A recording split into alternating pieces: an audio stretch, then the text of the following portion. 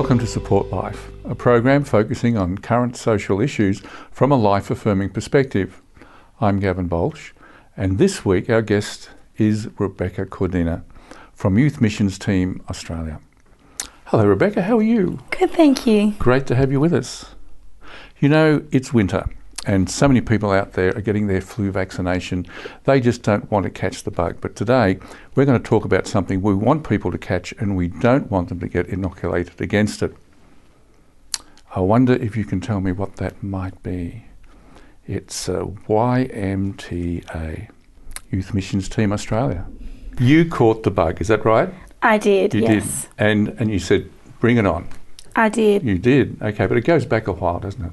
It does. All right, let's wind the clock back to Western Australia. When you were maybe about 4, what started to happen in your family? My dad got a job that was in one of the suburbs that was an hour south of the city. So we had to move from the country to more the suburbia. And was that near a wonderful member of your family? Yeah, my grandma. Okay.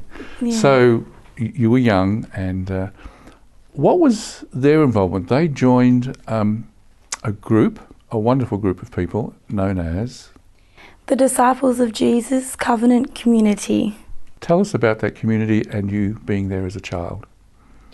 Well, it's a support network for Catholics, and my family joined together, and so us kids were known as the community kids, and we all commit to an agreed lifestyle, and there's a covenant that you sign on joining the community, and things in the covenant are like that we agree to accept and love whoever joins the community, and that we accept loving fraternal corrections and all the stuff like that to kind of to bring us together as one, and a real support network,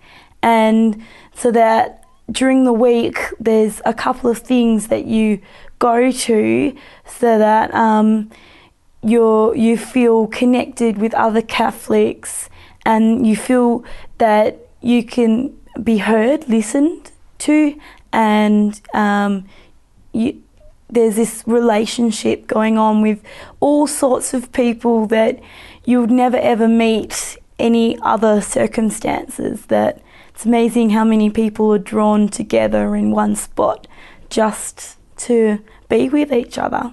That's wonderful. So here's a safe community of people which enables younger people to talk with older people and not feel out of place. Is that right? Yeah, it's like a big family. Yes.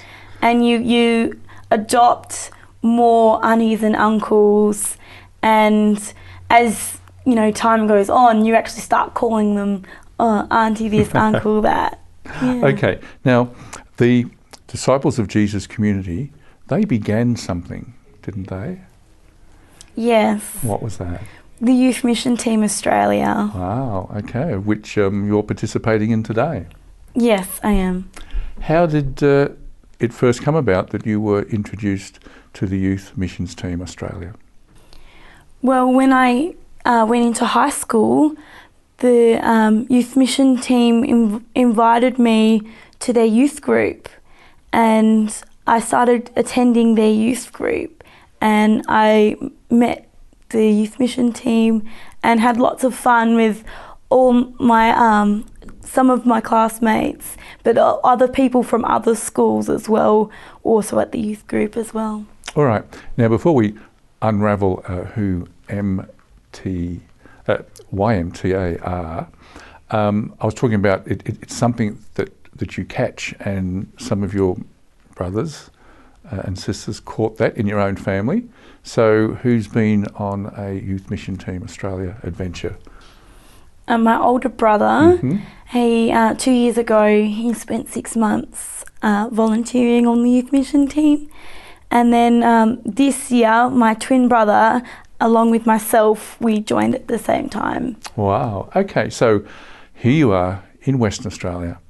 You're getting excited about youth. You've had an experience at school, but there's a shadow side of your being involved with them, and that was things were tough at school. Yes. Can you share just a little about that and then put it in the context of how you were helped by the youth missions team? Yeah. So in high school, I really struggled to fit in, and I struggled feeling that I had a place and that I was worth anything. And a lot of the people wanted me to be a joke, basically. So in my struggle to find a place where I belong, they would tease me and they would say, "Oh, you can be in our group if you do this." And I did it, and then my eyebrows fell off and I became the laughingstock of the school. And it escalated to a point where a couple of people thought it would be really funny to make a video of me and film in like the change rooms and toilets and me in the school ground running. And the video that they made was the climax of everything, all the jokes basically, which hurt me, but everyone else was laughing at me. And it really hurt me. And all through that time, I always had the youth group to go back to, and the youth mission, people on the youth mission team were always supporting me and loving me. And when I went to the youth group, and it was always a place where I was really accepted. Well, thank you, Rebecca. We'll come back to the rest of this story. You're watching Support Life, and we'll be back after the break.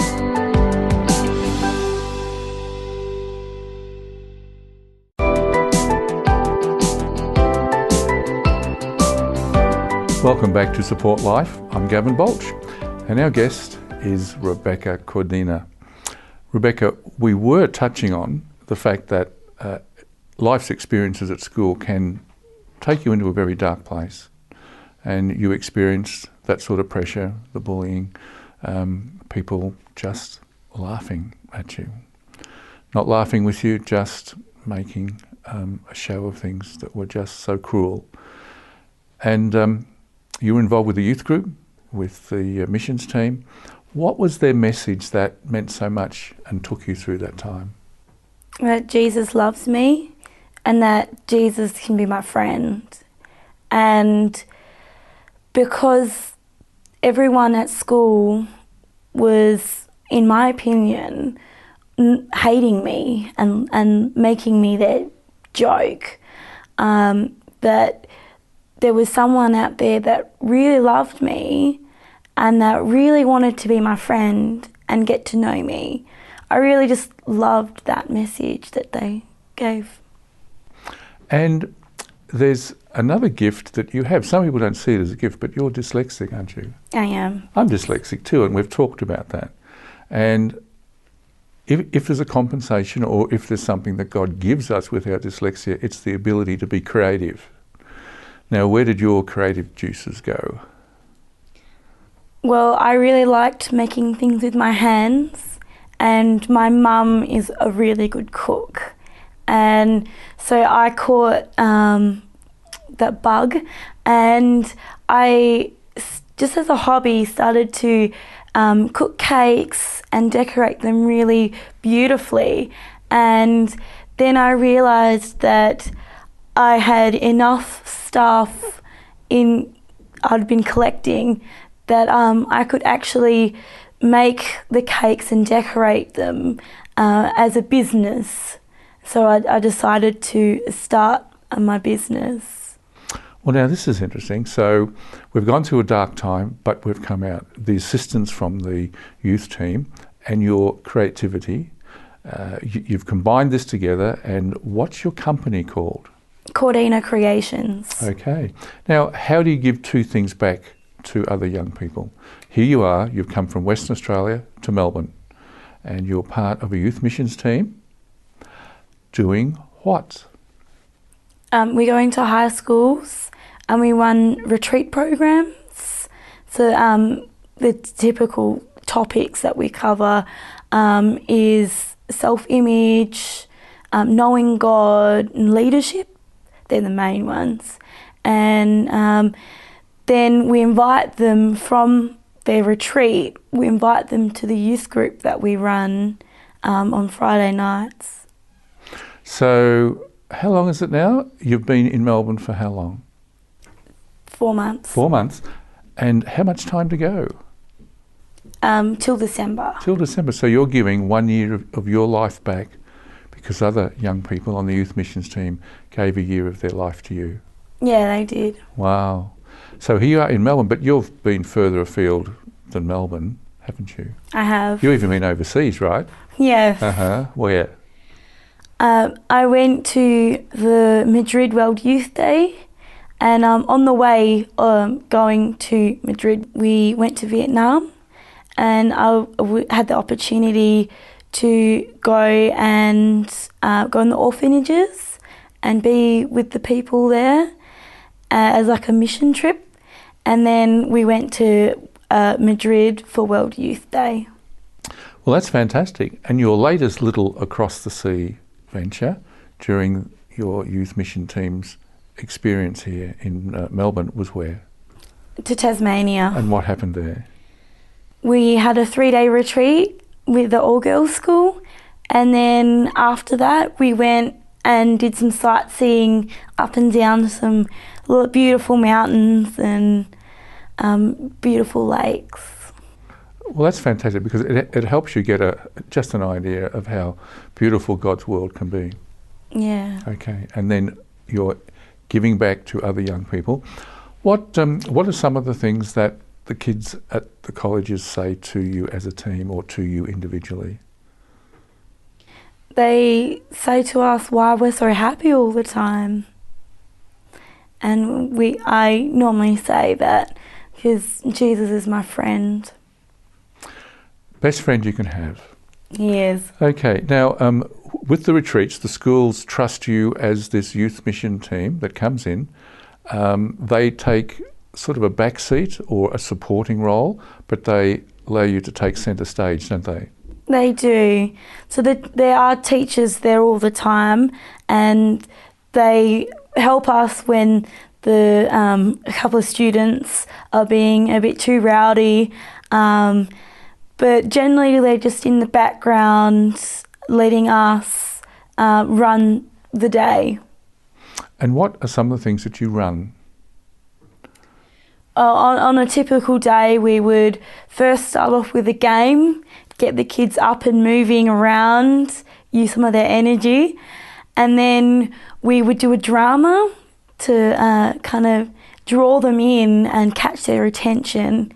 And then we would do a talk, and that would be breaking open the topic and explaining things.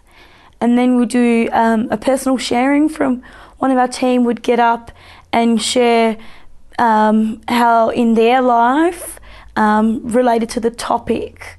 So if it's a leadership day, they would have the personal sharing of how they were able to become a leader. And then we break into small groups to kind of debrief the session and to get the kids' feedback. Well, Rebecca, I think that's more than interesting because you're giving back. They originally, years ago when you were at school, left a legacy. You're the legacy that's passing a legacy on to others. So Rebecca, thank you.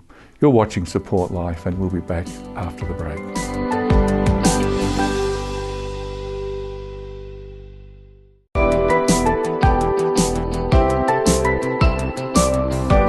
Welcome back to Support Life. I'm Gavin Baulch. and our guest is Rebecca Cordina. Rebecca, we've talked about leaving a legacy, and someone gave you something and you've passed it on. Your brothers and other members of the family are also involved in missions teams. Who in your life has influenced you? Mother Teresa, because she had such a loving heart and she did so much work to help people, and because of her inspiration, there's so many people all around the world following in her footsteps. So we can inspire people to good works, can't we? Yeah. And I was wondering who else may have influenced you? Well, because I'm part of the Disciples of Jesus community, one of the leaders in the community, Gavin Baulch, he was a really big encouragement for me because he himself was actively involved in youth ministry, and he had also a passion to help young people, and he was able to walk alongside me and to really help me out. Now, we did touch on dyslexia before, and I believe Mum was a great inspiration during that time. In what way was that? Well, especially during school, my mum would sit me down when I'd get home from school and go over the things I'd learnt that day and really help me understand, because I was falling behind in the classroom and the teacher didn't realise. And so my mum basically took me under her wing and really supported me and really inspired me to be the best person that I can be. Now, I also heard that some of your school teachers were aware that dyslexia was kind of holding you back a little bit. They were doing things to help you. What were some of those specific incidents? During like lunchtime and recess, they would make a room, like the textiles room, available for me to be able to have extra time working on some of the projects, and extra time just like in the library sitting down with a teacher and just helping me to read books and going through some classwork. It's good, isn't it, that there are teachers who are discerning enough to understand their pupils as one organism, a complete but very, very complex person, and they were able to do this to help and respond to your dyslexic ways. Now, your business, which I think sounds really exciting, have you ever had any commissions? I have. So my personal favourite commission was in the Despicable Me movie. I made a 3D minion, and I've also made a dragon. What size were they? You can use your hands to describe. The minion was about that tall and about that wide, and the dragon was a streamlined body. The body was just that long, and the tail wrapped around, and the head was upright. Yeah. Well, there you are. It just shows that these modern 3D modelling machines have nothing on what you do, right? Yeah. Yeah, that's the way. All right. So, again, I come back to the dark place. You've moved from what I would say was darkness into light. How much has your life changed? I've gained more self-confidence, and I've learned how to value and love myself, and to see that in other people. And when I see the potential in other people, I'm able to draw that out of them and let them know that they are like really loved and accepted. what you bring to their life is a life of many experiences. Another area I think I remember you sharing with me was that you had worked with cattle rounding. Yeah. Tell me about that. Well, the owner of the farm has a son in the community, and because I had grown up on a farm and had that country experience, he gave me a go on his farm, and I found it really rewarding because the farm is so beautiful and the countryside so vast, and you get a chance to look after the cattle that have just had babies, and you get to make sure that they're healthy and okay, and do the necessary things to keep them really healthy and have such a happy life. So what you bring to this experience with other young people is a raft of experiences: farm, city life, appreciating all that God has placed on this earth. You've been through dyslexia. You probably still have it a little bit, but you're able to relate to where some of these kids have been. Yeah, and in the youth group, I have quite a few young ladies come up to me and really connect with me, and I'm able to see them move from their place of darkness into hope. That's a wonderful note to finish on. Rebecca, I wish you well in this adventure for the next 7 or 8 months, and may there be many other youth who decide to work with you and join the Youth Missions Team Australia. Thank you. You have been watching Support Life. Join us again next week.